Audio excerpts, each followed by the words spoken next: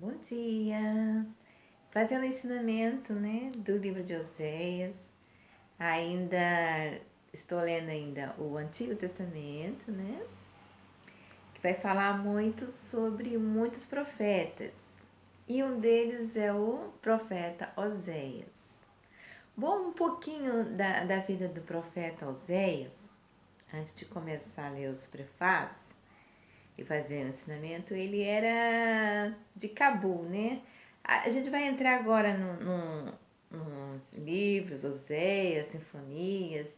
Eles eram muitos centuriões de Cabul, né? Cabul fez muito profeta e fez muito sentinela mesmo, devido a eles ser provedores muito dos provérbios, estatuto, e também eles eram conhecidos como salmistas, né? Quando a gente ouve falar assim de salmo, né, dos salmos de Davi, foi lá em Cabul, né? Eles eram salmistas, eles eram provedores de salmo, ele era conhecido também como salteres, eles eram dançarinos. E também Cabul também era conhecido como uma fábrica de beleza, tinha muito modelos, manequim, e Oséias era muito isso. Mas claro que Oséias era servo do Senhor, e Oséias era médico e juiz embargador de júri, de pequenas causas, né? Com coisas corriqueiras, como briga, patentear, de filiação de pai, já existia lá, né? No júri, as pessoas brigarem por falar que quem é o pai da criança, quem sustentaria a criança. Então, Oséias era esse, juiz de concordância, né? Para abreviações de paternidade. Então, era um homem consagrado, um homem íntegro, pela ali alçada de Cabu e alçada de Israel, que chegava em Samaria também. Bom, quando a gente vai ler muitos os Ezequiel, Jeremias, a gente vai ver, quando chega em Oséias, vai ver também às vezes uma fala, porque eles eram juízes. Juiz sempre se reúne para fazer alçadas, para fazer leis. Então, como eles eram também sentinelas, eles também tinham, às vezes, o mesmo pensamento, as mesmas falas, mas claro que Deus falava diferente com cada um, né? Como Deus falava na vida de Oséias, que a gente vai aqui ler no versículo 4. Eu vou ler para vocês como Deus falava através do profeta Oséias. Israel e Judá são abençoados com castigo. Não. Israel e Judá são ameaçados com castigo por causa de sua impiedade, a ignorância e a malícia do povo. Aí vamos agora no versículo 1. Ouve a palavra do Senhor, vós filhos de Israel, porque o Senhor tem uma contenta com o habitante da terra, porque não há verdade, nem a benignidade, nem conhecimento de Deus na terra. Deus estava falando que estava acontecendo um problema aqui na terra. E ali usou o profeta Oséias, que as pessoas como assim, não tinha muito quem pregar, os pregadores. Por isso que quando chega lá na frente vai ler o livro de pregadores. Então isso foi um alerta, um aviso para os profetas, para aqueles que eram religiosos, doutores da lei, doutores do Alcorão, que Deus estava se preocupando que tinha pouco conhecimento de Deus na terra e que Deus não se agradaria com isso. Como eles eram servos de Deus, era disposto a servir a Deus, Deus falava com ele aquilo que Deus queria na terra. Assim como é no céu, eu quero aqui na terra também, porque eles eram que servo fiel de Deus. Eles tinham a benevolência de Deus, ele tinha tudo que vocês podiam imaginar assim que acontecia na vida deles de astronômico, de bênçãos, de fortunas, e eles sabiam disso, de beleza, de intelecto evoluído, de palavras, né? Às vezes a gente está estudando, se formando, a gente não pede muito a Deus. Quantas vezes antes de fazer uma prova, eu orava a Deus, Senhor, me ajude nessa prova. Senhor, me ajude a passar nessa prova. Senhor, preciso tirar a carteira de motorista. Senhor, me ajuda, Senhor. E assim eu fui passando, que eu colocava o que Deus primeiro na frente. E isso em todas as coisas da minha vida, né? Em todas as áreas da minha vida, eu fui colocando. E eles faziam a mesma coisa. Então, quando Deus falava que ele para fazer formações, né,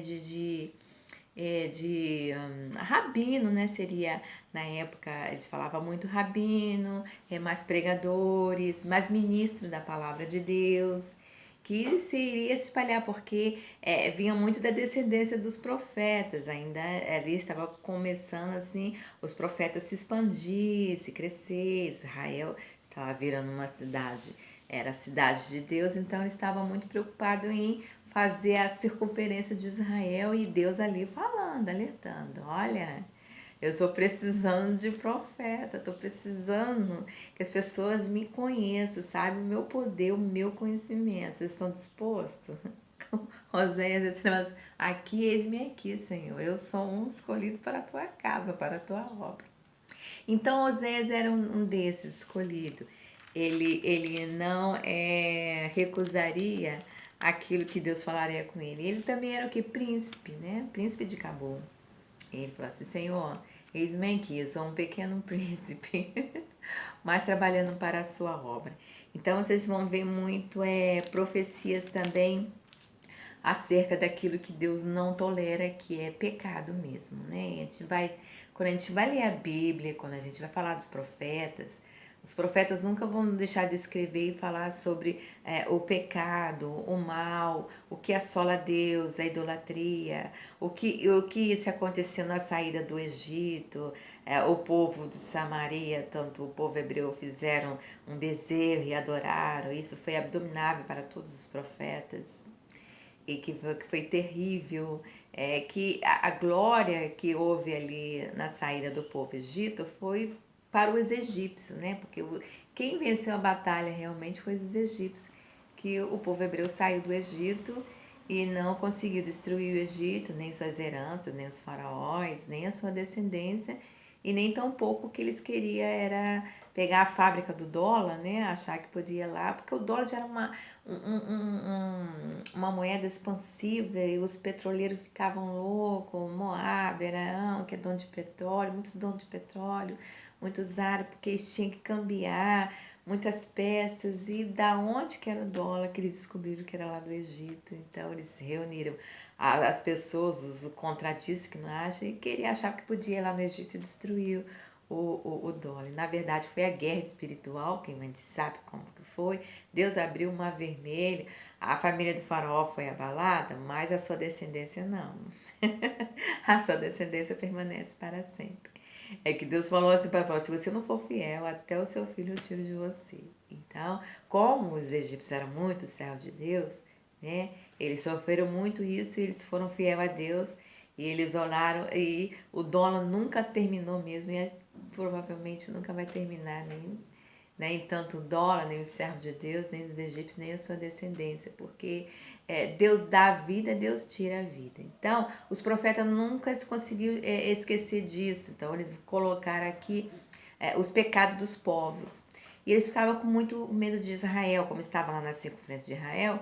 Então, havia muitos povos estranhos, com culturas diferentes, e eles não queriam mesmo idolatria em Israel, eles era aqueles que eles tinham as leis lá em Cabo, não aceitavam idolatria mesmo. Eles tinham uns costumes, às vezes, até meio rude, né, grotesco, coisa que aqui não acontece hoje na Terra. Hoje tem a lei, né? Você vai para onde você quer, né? Você faz aquilo que você quer. Hoje tem várias igrejas, você escolhe a igreja que você quer ir, né? Você tem o que? Livre-arbítrio. A escolha é sua, mas a Bíblia é uma só. Você tem que ler e entender que Deus abdomina o quê? Pecado, idolatria e heresias e falas e outras coisas que não se agrada a Deus, que não é a contação de Deus. Então é bom a gente ter sempre os educadores, né? As pessoas que se formam, formadores da PEC. Eu sou formada pela PEC, né? Do Brasil. Então, de evangelismo expansivo, né? A nível global, nível terra, porque o curso da PEC na Inglaterra é um curso internacional que a gente expande, né? Podemos pregar em toda a terra. devido a averbações que nós temos e o conhecimento. Então, é procurar sempre assim os melhores pregadores, as melhores pessoas para te orientar, a escutar as falas, escutar aquilo. Hoje a gente tem uma gama, né, de pregadores, de ministros, da palavra de Deus. Temos a Bíblia, que a gente pode ler, se a gente não entender, a gente relê de novo e a gente vai entendendo as verbações. Então, Oséias era um servo de Deus, um homem renomado, é um provedor, né, dos estatutos e provérbios, e estava ali em Israel fazendo a sua normatização, a sua vida com Deus, a sua vida também com a sociedade, e ele sempre queria fazer o melhor para Deus e agradar a Deus, e Deus o que fazia? Falava através de Oséias, né, do grande profeta Oséias. Um beijo, espero que vocês tenham gostado. A gente agora vai entrar no livro de Joel, né? Que também é um sentinela de Deus. A gente muito vai falar, vou falar muito isso de sentinela, né? O que significa sentinela. Quando chegar no livro de Joel, eu vou explicar mais um pouquinho o que significa mais sentinela, mas dá pra ver que sentinela eram os servos de Deus. Tchau, um beijo, um bom dia para vocês.